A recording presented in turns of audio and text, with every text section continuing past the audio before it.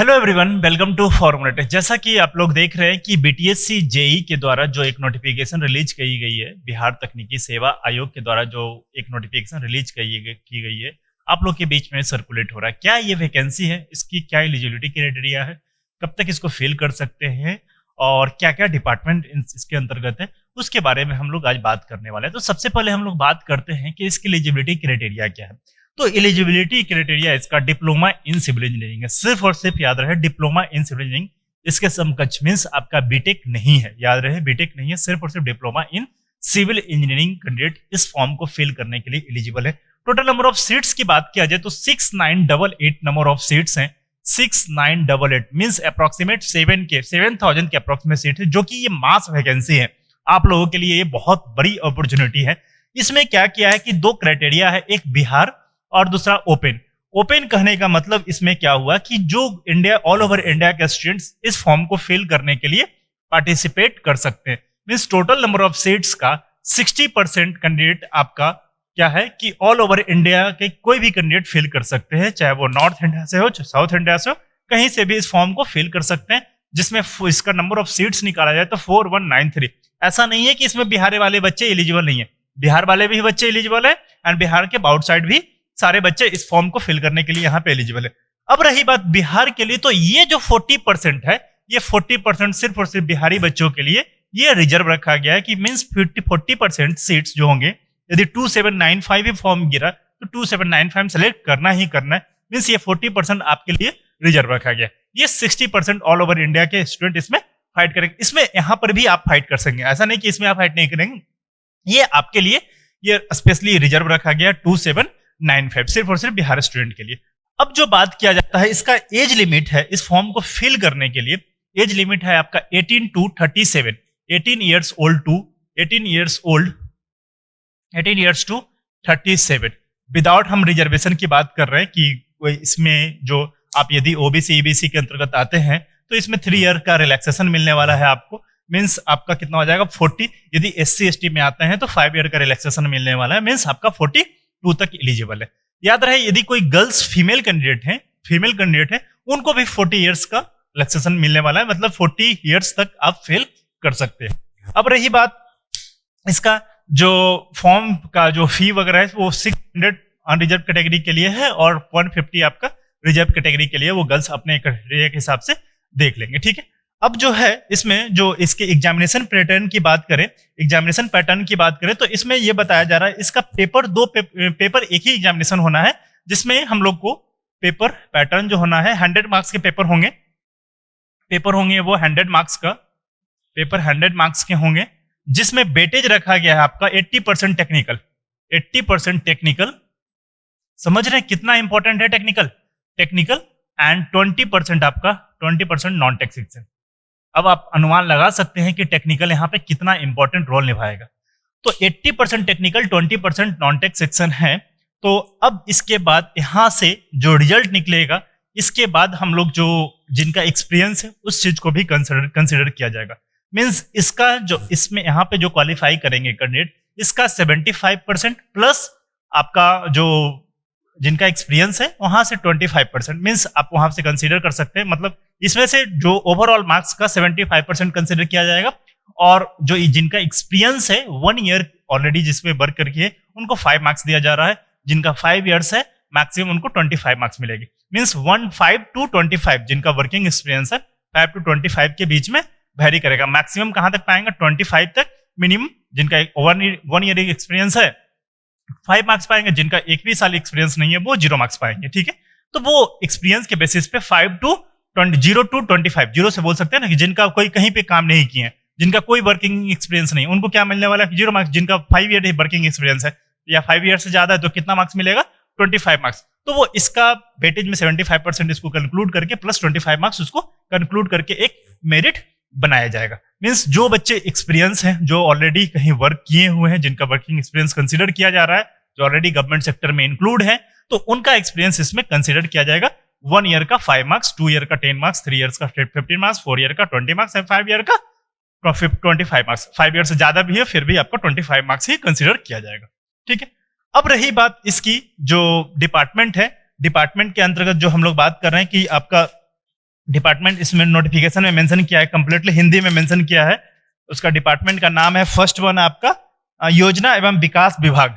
योजना एवं विकास विभाग के अंतर्गत जो वैकेंसी है आपका 1298 जो वैकेंसी है योजना एवं विकास विभाग। उसके बाद बात किया जाता है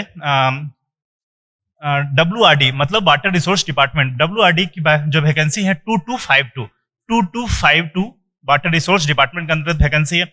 इसके अलावा जो UDHD की वैकेंसी है, बहुत अच्छी जॉब है, जिसकी वैकेंसी है आपका 455 नगर विकास एवं आवास विभाग 455।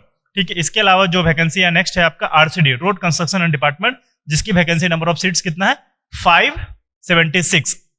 इसके अलावा नेक्स्ट वैकेंसी है आपका BCD बिल्डिंग कंस्ट्रक्शन डिपार्टमेंट, जिसमें नंबर ऑफ सीट्स कितना है आपका 344। उसके बाद पब्लिक हेल्थ से रिलेटेड आपका है जो वैकेंसी 689 PHED के अंतर्गत है 689, जिसको बोलते हैं लोक स्वास्थ्य अभियंत्रण विभाग।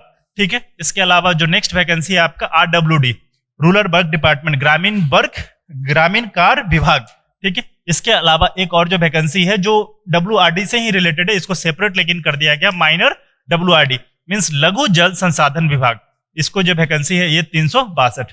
तो total number of seats in आठों को जब कैलकुलेट कीजिएगा तो 6988। ये देखिए जबरदस्ती का 8 इसको वैकेंसी किया गया, एक्चुअली ये WRD का ही पार्ट है। तो टोटल नंबर ऑफ 7 तरह का डिपार्टमेंट होता है, ये WRD का ही पार्ट है, कंसीडर कर सकते हैं। लेकिन इसमें अभी क्या किया, टोटल 8 पार्ट में किसको क्लासिफाई कर दिया, 8 डिपार्टमेंट।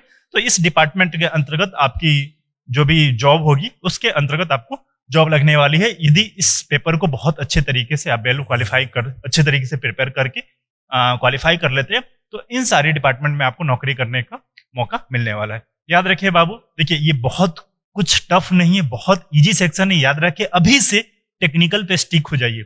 आप लोग जो डिप्लोमा किए हैं, रटना तो ठीक है, आप लोग रटते हैं, लेकिन क्या है कि रटना तो जरूरी है, साथ साथ उसको समझते हुए प्रैक्टिस की जरूरत है। प्रैक्टिस जितना ज्यादा प्रैक्टिस होगा वो उतना ही बेटर होगा एग्जामिनेशन पर्पस से, क्योंकि आपका एक नंबर भी इधर से उधर कर सकता है। ठीक है। तो मैक्सिमम से मैक्सिमम प्रैक्टिस करने की कोशिश करेंगे। और याद रहे अभी टाइम है आपका 22 मई से, तो शायद फॉर्म ही फेल हो रहा है। 22 मई से इसका जो फॉर्म का डेट है, फॉर्म का डेट हम जो देख पा रहे हैं 22 मई से 21 जून 2023 तक फॉर्म फिल होने का डेट है। 22 मई टू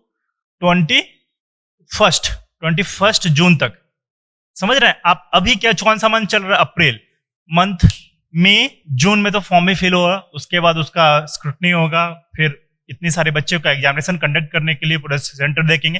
तो मोस्ट प्रोबेबली 3 से 4 मंथ आपके पास टाइम है। ऐसा नहीं कि आपके पास टाइम नहीं, 3 से 4 मंथ टाइम है।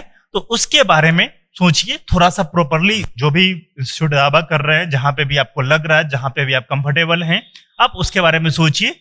जो पढ़ चुके हैं, जो कहीं पे ऑलरेडी क्लास वगैरह कर चुके हैं, उनसे बस एक ही रिक्वेस्ट है, वो मैक्सिमम से मैक्सिमम क्वेश्चन लगाइए। टेस्ट सीरीज है तो टेस्ट सीरीज दीजिए, बस आपको कुछ करने की जरूरत नहीं, बस रिवीजन कीजिए, नंबर ऑफ क्वेश्चंस सॉल्व करिए। जो बच्चे नहीं प्रिपेयर कर पाए हैं वो क्या करें, कोई भी ऑर्गेनाइजेशन ज्वाइन कर सकते हैं। ज्वाइन करने के बाद आप एक सिस्टमेटिक ढंग से आप टारगेट लेके चले कि हमको 2.5 महीने में 3 महीने में जहां पे सिलेबस कंप्लीट हो जाए वहां पे आप ज्वाइन करके पूरा कंप्लीटली एक कोर्स को पूरी तरीके से कवर कर सकते हैं। वैसे मैं आपको बता दूं कि 5 मई 2023 से अपकमिंग जो क्लासेस है इस सब्जेक्ट से related BTSC JEE as well as LRC जो वैकेंसी आई हुई है, ये दोनों को इंक्लूड करके एक सेपरेट बैच शुरू किया जा रहा है, स्पेशली इस डिजाइन के BTSC JEE और LRC पर्पज से। इसमें ये फुल स्पीड में ही कोर्स होगा। हमारा टारगेट है कि 3 मंथ्स के अंदर, विद इन 3 मंथ्स के अंदर इन दोनों एग्जामिनेशन के पर्पज को लेते हुए पूरा के पूरा course structured well design format में आपके पास हो और सिस्टमेटिक ढंग से आपकी सिलेबस कंप्लीट किया जाए। तो विद इन 3 मंथ्स आपकी सिलेबस कंप्लीट हो जाएगी, चाहे वो BTSC JEE हो, LRC हो, जो आप लोग फॉर्म फिल कर रहे हैं। ठीक है। तो हमारी जो कोशिश है, आप लोग यदि कोई चाहते हैं कंटेंट 25 मई से आप लोग मोस्ट वेलकम है ऑफलाइन क्लासेस के लिए। रही बात ऑनलाइन के लिए, ऑनलाइन ऑलरेडी एप्लीकेशन पे अवेलेबल है। कोई भी कंफ्यूजन होता है, कोई दिक्कत होता है, डायरेक्टली कनेक्ट कर सकते हैं। एक इंपॉर्टेंट चीज ये है कि 5 मई 2023 से एक रेगुलर लाइव सेशन भी शुरू होने वाला है, वो यूट्यूब पे ही। एक रेगुलर लाइव सेशन यूट्यूब पे शुरू होगा, एज वेल एज जो एप्लीकेशन पे जो लाइव सेशन है वो तो चल ही रहा है, यूट्यूब पे भी आपका 5 मई से रेगुलर लाइव सेशन शुरू होने वाले हैं। ठीक है। और कोई कंफ्यूजन तो गिवन नंबर पे कनेक्ट कर सकते हैं। जो हमारा एप्लीकेशन है, इसके डिस्क्रिप्शन में एप्लीकेशन का लिंक दिया हुआ है, वहां पर आप लोग कनेक्ट कर सकते हैं। एक इंपॉर्टेंट नोटिफिकेशन और ये है कि जो हमारा रेगुलर लाइव सेशन होने वाला है, एक फॉर्मुलेटर का नया सेपरेट यूट्यूब चैनल बना है, फॉर्मुलेटर एई जेई करके, उसका भी डिस्क्रिप्शन में लिंक आपको गिवन है। जो उसका नाम लिख सकते हैं, formulator AE and JE, formulator AE JE examination, AE JE exams, AE JE examination करके डालेंगे तो आपको आ जाएगा, या नीचे डिस्क्रिप्शन में मेंशन है, उसको आप लोग देखें। इसके अलावा कोई भी कंफ्यूजन है कमेंट कीजिए, गिवन नंबर पे कॉल कर सकते हैं, या फिर एप्लीकेशन के चैट में मैसेज कर सकते हैं। ठीक है, तो हम लोग मिलते हैं नेक्स्ट वीडियो में। Thank you.